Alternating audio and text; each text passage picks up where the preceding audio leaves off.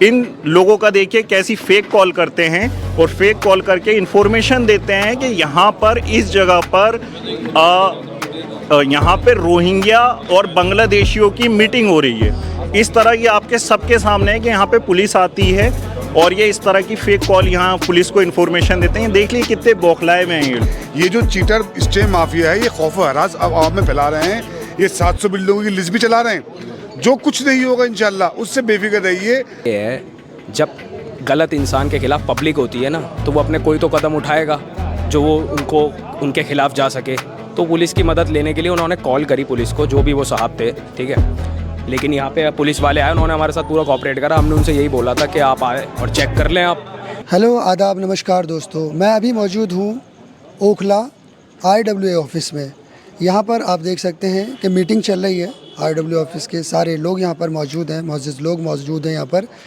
और यहाँ जिस तरह से आपने देखा कि डेमोलेशंस हो रहे थे, उसके बाद अभी डिमार्केशन के बाद लोग यहाँ पर मीटिंग में आए और क्या बातचीत हुई, अंदर बातचीत हो रही है। हम लोगों से पूछना चाहेंगे और जानना चाहेंगे कि किस टॉपिक पर बात हुई और क्या बात हुई है। चलिए उन्हीं से जानते हैं और बात करते हैं। देखिए, मीटिंग यही है, जो लोग, देखिए मीटिंग का मकसद सिर्फ यही है कि ओखला की अवाम एक साथ होकर लगे, जो गलत कर रहा है उससे खिलाफ खड़े और सच्चाई की जो जीत हो। ओखला की अवाम के एक साथ करने के लिए जो एक मीटिंग करी है, यहाँ पे सभी जिम्मेदार लोग थे। यहाँ पर जो लोग इलाके के अंदर गलत काम कर रहे हैं, चाहे वो स्टे ले रहे हो, किसी का मकान तोड़वा रहे हो, चाहे और दुनिया भर के कोई मुद्दे हों, उस सब मुद्दों को लेकर एक मीटिंग हुई। मीटिंग में ये फैसला लिया गया है कि जाकिर ने 15 तारीख को जाकिर नगर से लेकर, जाकिर ढलान से लेकर शाहीन बाग तक मार्च निकाला गया जगह, जिसमें ओखला की आवाम सब साथ में होगी।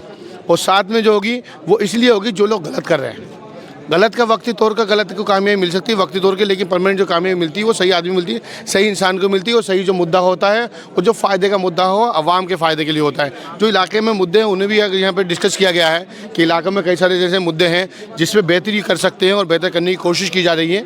तो इसी सब मुद्दों को लेकर भी चर्चा और एक मार्च निकाला जाएगा इनके खिलाफ जो लोग गलत करें इलाके में। सर, यहाँ पर मीटिंग चल रही थी, अचानक पुलिस आती है और ये कहती है कि यहाँ पर मीटिंग जो हो रही है वो रोहिंग्या के लोग बैठे हैं। मतलब कितने यहाँ पर लोग, क्या फ़र्क पड़ता है कौन क्या बोला? इस तरह से बोलकर यहाँ पर बीच में पुलिस आ जाती है। नहीं, क्या फ़र्क पड़ता है कौन क्या बोला क्या नहीं बोला, कोई फ़र्क नहीं पड़ता। इन सब चीज़ों से कोई मतलब नहीं बनता। कोई कुछ कह रहा है नहीं कह रहा है, सच्चाई आप रोहिंग्या क्या, अब बांग्लादेशी है क्या? ये जितने लोग यहाँ पे RW के यहाँ पे लोग हैं, यहाँ जितने भी पार्टी के, चाहे वो किसी भी पार्टी को, सारे पार्टी के यहाँ पे रहनुमाई करते, इलाके के बहुत जिम्मेदार लोग हैं जो इलाके के लिए बोलते हैं। लगभग सभी लोग मीटिंग में यहाँ मौजूद हैं। तो बांग्लादेश के हो गया, रोहिंग्या क्यों किया गया? करने की कोशिश की जा रही है यहाँ के लोगों। गलत काम गलत ही होता है, कोई फ़र्क नहीं पड़ता। बदनाम करने से कोई बदनाम नहीं होता। बदनाम इंसान बदनाम होता है, वो किसी को कोई बदनाम करने से कोई बदनाम नहीं होता। सही को गलत कितनी बार कह दोगे आप? सही को सही रहेगा, गलत गलत ही रहेगा।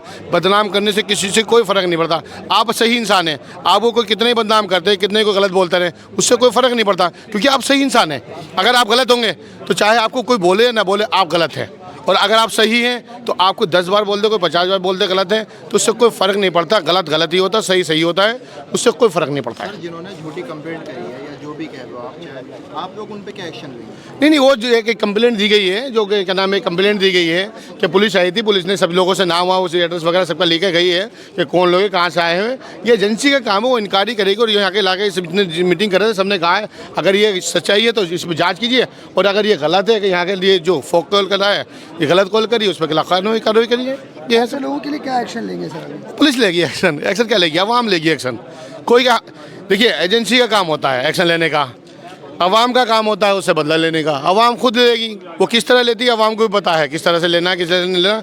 जुल्म होता है तो जुल्म का अति का अंत होता है। अति नहीं चलती किसी के, जो अति चल रही है वो अति नहीं चलेगी किसी कीमत पे। गलत को गलत कहा जाएगा, सही को सही कहा जाएगा, और जीत जो होगी हमेशा हमेशा जो जीत होगी वो सही की होगी, गलती कभी जीत होगी नहीं। तो कोर्ट ने पूछा मौका महज क्या है, जगह है एग्जैक्टली एग्जिस्ट क्या करती है, तो घबराने की ज़रूरत नहीं है। कोर्ट को उन्होंने अब ये बताएंगे कि इतनी ज़मीन यहाँ पे है और ये डेंसली पॉपुलेटेड एरिया है। वकील हमारा भी खड़ा होगा, वो ये पक्ष हमारा रखेगा। जब ये बिल्डिंग 2014 से पहले की बनी हुई है, यहाँ पे 2014 में स्पेशल प्रोटेक्शन एक्ट आया है, तो फिर वो बिल्डिंगें इंशाल्लाह नहीं टूटेंगी। तो घबराने की बिल्कुल ज़रूरत नहीं है। ये जो चीटर स्टे माफिया है, ये खौफ हरास आवाम में फैला रहे हैं। ये 700 बिल्डिंगों की लिस्ट भी चला रहे हैं। जो कुछ नहीं होगा इंशाल्लाह, उससे बेफिक्र रहिए। आपके घरों को इंशाल्लाह कुछ नहीं होगा। कानूनी लड़ाई लड़ी जा रही है, ओखला की आवाम मिलकर लड़ रही है, सब साथ में है। और ये सिर्फ डिमार्केशन हुई, इससे घबराने की कोई ज़रूरत नहीं है। यहाँ पर और भी लोग हैं जिनके घर नहीं है बटला हाउस में, वो भी इस मीटिंग में जो है वो जुड़े हुए हैं। शहजाद साहब, मीटिंग को लेकर जो इस टाइम काफ़ी लोग जुड़ते जा रहे हैं आपके साथ। बटला हाउस के जो घर टूट रहे हैं, डेमोलेशन हो रहे हैं और 34 बीघा की ज़मीन का मामला आ जाता है, तो पब्लिक डरी हुई है। तो इस मीटिंग से क्या कुछ फ़ायदा पहुँचने वाला है? देखिए, फ़ायदा आपके सामने, आपने अभी रिजल्ट देखा है। एक फर्जी पत्रकार किस तरह से वो यहाँ पे फर्जी कॉल कर आता है कि यहाँ पे रोहिंग्या और बांग्लादेशी मीटिंग कर रहे हैं। तो कितना बड़ा फ़ायदा हुआ है इलाके का। इलाके के लोग जागरूक हो रहे हैं, ये लोग हताश हो चुके हैं, घबरा चुके हैं, डर चुके हैं और कहीं ना कहीं वो दिन दूर नहीं है जब ये ओखला छोड़कर भाग जाएंगे, ये जेल जाएंगे इंशाल्लाह। वो दिन बहुत जल्द आने वाला है और ये अभी आपको 50-100 लोग दिखाई दे रहे हैं। इंशाल्लाह जो 15 तारीख हमने अभी डिस्क्लोज़ यहाँ पे की है, 15 तारीख रखी है, इंशाल्लाह उसमें देखिएगा आप किस तरह से 15 तारीख को मार्च निकालेंगे इलाके की जनता, इलाके के लोग इकट्ठे होकर। जी, क्या मुद्दा होगा सर इसी बारे में? बिल्कुल इसी पे जो मुद्दा होगा हमारा, वो मुद्दा यही होगा जो इलाके के अंदर जो ये डेमोलिशन जो चल रहा है, जो ये लोग कंप्लेंट कर उसके बाद कोर्ट में जाते हैं, कंटेम्प्ट लगवाते हैं और वहाँ से फिर पीआईएल अपनी वापस ले लेते हैं, सेटलमेंट कर लेते हैं। लगातार जो हैबिचुअल लिटिगेंट है ये लोग पब्लिक इंटरेस्ट के लिए पीआईएल नहीं लगाते। जितने स्टे माफिया हैं ये पीआईएल लगाते हैं अपने ज़ाती फ़ायदे के लिए, अपने पर्सनल गेन के लिए। और ये कहीं ना कहीं साबित हो चुका है। जो हमने पीआईएल कोर्ट से आजकल तो ऑनलाइन है सारी चीज़ें, कोर्ट से निकाल कर रखी हैं, डिटेल दी है, प्रशासन को भी दी है, कोर्ट में भी रख रहे हैं। तो ये कहीं ना कहीं ये साबित हो चुका है कि ये लोग डर चुके हैं, घबरा चुके हैं, तभी ये इस तरह की हरकत कर रहे हैं। क्या एक्शन लेने जा रहे हैं सर आप? एक्शन सबसे पहले तो हम लोग मार्च निकाल रहे हैं, जागरूक कर रहे हैं, आवाम को अवेयर कर रहे हैं कि ऐसे लोगों से जागरूक हो जाओ जो आपके बीच में रहकर, आपकी कॉलोनी में रहकर, आपके इलाके के अंदर रहकर आपको ही नुकसान पहुंचा रहे हैं। और ये लोग जैसे वो होते हैं ना, गैंगस्टर होते हैं, लूट करते हैं जो लोगों को बंदूक कट्टे लगाकर, ये उसी तरह के लोग हैं। ये लोग पेपर का रास्ता पकड़कर, इन्होंने पेपर का रास्ता पकड़ा है, कोर्ट जाकर लोगों के घरों को तोड़वाकर ब्लैकमेल करते हैं। ये ब्लैकमेलर हैं, ये लोग जबरन वसूली गैंग है, एक पूरी नेक्सस है, ये पूरा का पूरा एक रैकेट है, सिंडिकेट है। और इसका सिंडिकेट का जो गुरु है, जो इस माफियाओं का जो गुरु है, जो फर्जी पत्रकार है, जो लोगों के घरों में कंप्लेंट डालकर, सिर्फ ओखला ही नहीं पूरे दिल्ली एनसीआर में इस काम को वो कर रहा है। और इसकी सीबीआई जांच होनी चाहिए। जितनी हमारे देश के अंदर एजेंसी है, एजेंसी अपना काम करती है। अभी तक क्या है कि जनता खड़ी नहीं हुई थी, अब इलाके की जनता खड़ी हो चुकी है। इन लोगों को अब जेल जाने का नंबर आ चुका है। वसीम साहब, आप बटला हाउस में ही रहते हैं, राजीव नगर में, दुकान आपकी बटला हाउस में है। जी। क्या कुछ खतरा महसूस होता है वहाँ पर देखने? नहीं, हमें कोई ख़तरा महसूस नहीं होता। देखिए, बस यही है कि ये जो काम आपके सबके सामने हो रहा है, मनी एक्सटॉर्शन का काम जो बढ़ता जा रहा है आजकल, ये जो भी सिंडिकेट है जो एक्टिव काफ़ी टाइम से था, लेकिन अब इन्होंने कुछ ज़्यादा ही डेमोलेशन करानी शुरू कर दी, कुछ ज़्यादा अपनी एक्टिविटी, इनके हौसले बहुत ही ज़्यादा बुलंद हो गए थे एक्सटॉर्शन करने में, मनी एक्सटॉर्शन करने में और लोगों के घर तोड़वाने में। अगर कोई पैसे इनकी डिमांड के हिसाब से नहीं देता है तो उसका ये घर तोड़वा देते हैं। तो अब क्या है, अब आपके सामने देख लिए कि इसको लेकर आज हमारी एक मीटिंग हुई। उस मीटिंग के अंदर जितनी भी RW हैं वो इसके अंदर शामिल हुई। जामिया नगर कोऑर्डिनेशन कमेटी शामिल हुई, इसमें Okhla panchayat for coordination committee शामिल हुई। यहाँ MW RWA सबके मेंबर लोग मौजूद थे। इन लोगों का देखिए कैसी फेक कॉल करते हैं और फेक कॉल करके इन्फॉर्मेशन देते हैं कि यहाँ पर इस जगह पर यहाँ पे रोहिंग्या और बांग्लादेशियों की मीटिंग हो रही है। इस तरह ये आपके सबके सामने है कि यहाँ पे पुलिस आती है और ये इस तरह की फेक कॉल यहाँ पुलिस को इन्फॉर्मेशन देते हैं। देख लीजिए कितने बौखलाए में हैं ये लोग और किस तरह की स्टेटमेंट है इनकी इन लोगों के लिए। ये एक्सपोज होते जा रहे हैं और आगे जाके और ज़्यादा एक्सपोज होंगे। यहाँ पर और भी लोग हैं। सर 34 बीघे के बारे में आप बताएंगे क्या मामला है? अब देखिए, कहाँ तक जा रही है? 34 बीघा का मामला जो है, ये अभी जो है डिमार्केशन हुआ है। सिर्फ डिमार्केशन हर जगह का DDA कर सकती है। डिमार्केशन का मतलब ये नहीं है कि वो DDA ही लैंड है।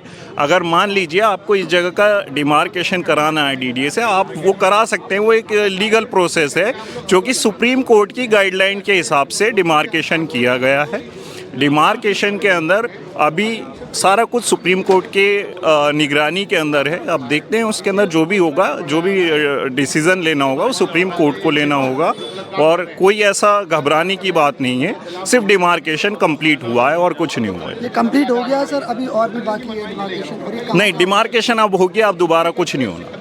डिमार्केशन हो चुका। जनता यहाँ की घबराने की जरूरत अब डीडीए दोबारा कुछ डीडीए डिमार्केशन के लिए नहीं आएगा, जो डिमार्केशन होना था ये कंप्लीट हो आप चुका लोग है। अब क्या कदम उठाएंगे इसके लिए डिमार्केशन? देखिए हम इसके बाद कोर्ट के अंदर हैं, जो भी है कोर्ट के अंदर ही देखेंगे, अगर कोई भी है कोर्ट को अवगत कराएंगे सारा कुछ, अगर कोई भी बात है, और डिसीजन इसके अंदर सुप्रीम कोर्ट लेगा, कोई भी जो लेगा। आपके पास रिपोर्ट आई कि कहाँ से कहाँ तक 34 बीघा या 31 बीघा कहते हैं कि देखिए इसमें सीलिंग क्लब रोड और धोबी घाट का जो एरिया है वो जा रहा है, वो डीडीए लैंड है। सीलिंग क्लब रोड में जो क्या कहते हैं, सीलिंग क्लब रोड के सामने जो आपने देखे होंगे जाल लगे हुए हैं, लोगों की गाड़ियाँ खड़ी हैं, वो डीडीए लैंड है। फिर उसके आगे जो है धोबी घाट का जो एरिया है वो भी क्या कहते हैं डीडीए लैंड है। सर जामिया के रोड आ रहा था तो उसका क्या हुआ सर? वो बारात घर से लेके हाँ मुरादी रोड बारात घर से लेकर, छोटे बारात घर से लेकर, वहीं से क्या कहते हैं डिमार्केशन उस रोड को लेकर हुआ है और वो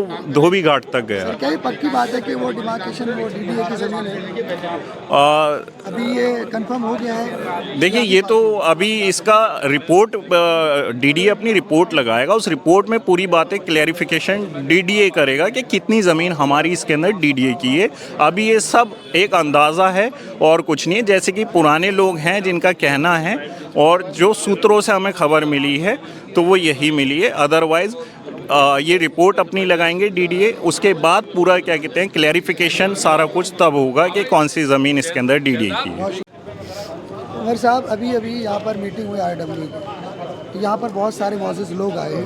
क्या बात हुई सर, किस मुद्दे पर बात हुई है? सर मुद्दे वही हैं, स्टे माफिया जो लोगों का घर तोड़वाते हैं, पैसे मांगते हैं, फिर लोगों का घर तोड़वाते हैं, और इलाके के मुद्दे हैं, इलाके के रोड की व्यवस्था और इलाके के सिविक सिस्टम का, ये सारे मुद्दे हैं। उसी के ऊपर हम लोग यहाँ सब आए थे, हमारे बड़े थे यहाँ पे, और जामिया कोऑर्डिनेशन, RWAs और ओखला पंचायत के लोग, तो उसी पे बात हुई है। यहाँ पर अचानक देखा गया कि पुलिस आई है जी और बताया जा रहा था कि किसी ने कंप्लेन की है कि यहाँ पर रोहिंग्या और बांग्लादेशी लोग हैं, जी बल्कि यहाँ पर सारे मौजूद लोग बैठे। क्या कहेंगे आप उनके बारे में? असल में सर मसला ये है, जब गलत इंसान के खिलाफ पब्लिक होती है ना, तो वो अपने कोई तो कदम उठाएगा जो वो उनके खिलाफ जा सके। तो पुलिस की मदद लेने के लिए उन्होंने कॉल करी पुलिस को, जो भी वो साहब थे, ठीक है।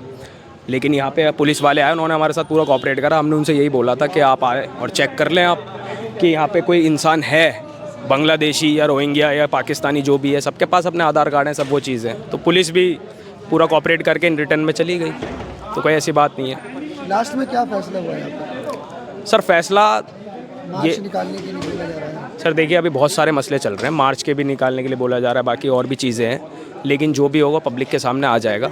अभी कोई ऐसी बात नहीं है, लेकिन जो भी होगा इंशाल्लाह आएगा पब्लिक के सामने। ठीक है सर, थैंक यू सर।